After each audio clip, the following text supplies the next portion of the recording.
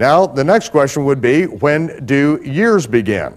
And to see when years begin, first of all, I would like you to look at the chart and to see the month of the Abib. As it is written in the King James, in the English version, it says the month of Abib. In Hebrew, it would be pronounced Aviv.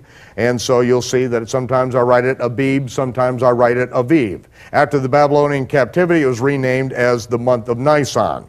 And the month of the Aviv is generally the first new moon after the vernal equinox, but that's not how it is determined. We're going to see that God's reckoning allows us to understand when the year begins and see that when we were in the land of Egypt, that is when God sent a plague of hail just before the Exodus. And it destroyed the barley because the barley was Aviv. But it didn't hurt some of the other crops. Now, whatever the word Aviv means, it is, first of all, it's referring to a level of maturity of the barley crop. And so it was in the month of the Aviv barley we came out of the land of Egypt. And that's why I said, this shall be the beginning of the year for you, the beginning of months, for in the month of the Aviv you came out of the land of Egypt. The month of the Aviv, in which the barley was Aviv, and the hail came down and destroyed the barley because it was Aviv. So we have those parameters that are set for the beginning of the year. Now, we know that when we came into the land of Israel, that we were required to go up to Jerusalem for the Feast of Unleavened Bread every year in the month of the Aviv. And so when we went up to the Feast of Passover, during the Feast of Unleavened Bread, we were then to harvest 10 omer of the new barley crop. So the barley has got to be harvestable. It has to be mature and harvestable during the Feast of Unleavened Bread.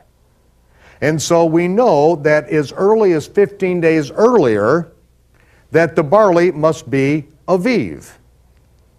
So whatever Aviv is, it means that as early as 15 days later, it's going to be harvestable. You may have to replay the tape a few times to get the full dynamics of what I'm talking about here, but I'll attempt to make it clear on this.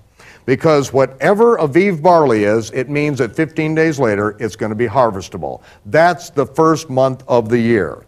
Now, we'll discuss that more in a little bit, but we see that the first month is called the month of the Aviv after the Babylonian captivity. It was also called Nisan. And that corresponds on the Gregorian, or as I affectionately call it, the pagan calendar, with the months of March and April. And then, of course, you have the second month, the month of Iyar, the third month, the month of Siwan. Now we come to the next month, the fourth month, and we have the month on the Jewish calendar, which is entitled the month of Tammuz. Now, what is the month of Tammuz about? Where did that name come from? Because we read in Ezekiel 8 how that God is taking Ezekiel into the back way into the temple. By revelation, that is when Ezekiel is busting through the wall and going in the back way, and God is telling him to dig deeper, let's see what's going on behind the scenes. He takes him into the temple and shows what is going on in the temple, and God says it's an abomination. Then he takes them further and he says, I'm going to show you an even greater abomination. And he shows them women weeping for Tammuz. Women weeping for Tammuz. This was an abomination. Now, who is Tammuz?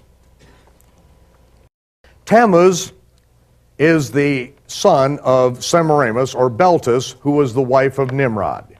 Nimrod is the man who built the Tower of Babel.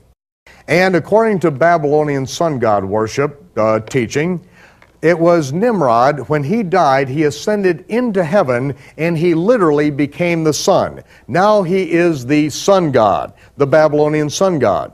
And his wife Semiramis, a great time later, she becomes pregnant. His widow becomes pregnant, but not in a way that you might expect.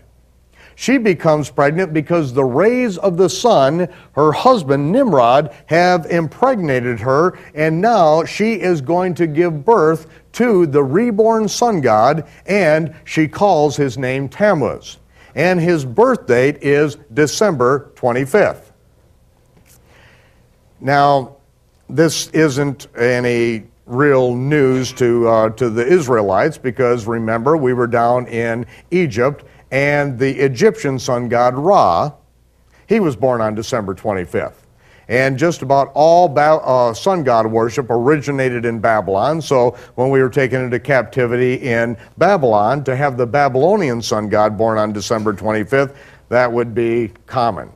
And then, of course, many years later, when Antiochus Epiphanes came in and conquered Jerusalem, roasted a sow on the brazen altar, defiling the altar, and then he set up a statue of Zeus, the Greek sun god, in the temple on Zeus's birthday, December 25th. Many years later, the Romans had the habit of crucifying the Jews, torturing them to death on the cross of Mithra.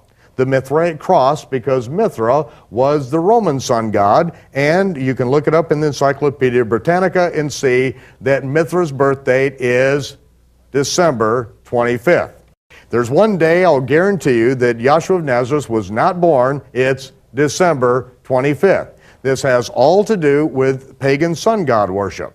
And yet we see this is what this whole thing about Tammuz is, and December 25th, and of course an older calendar, the the Julian calendar, in which December 25th occurred at the winter solstice.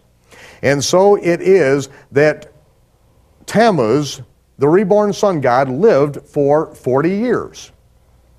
In his 40 years, he was killed in a freak hunting accident, and he was gored by a wild boar.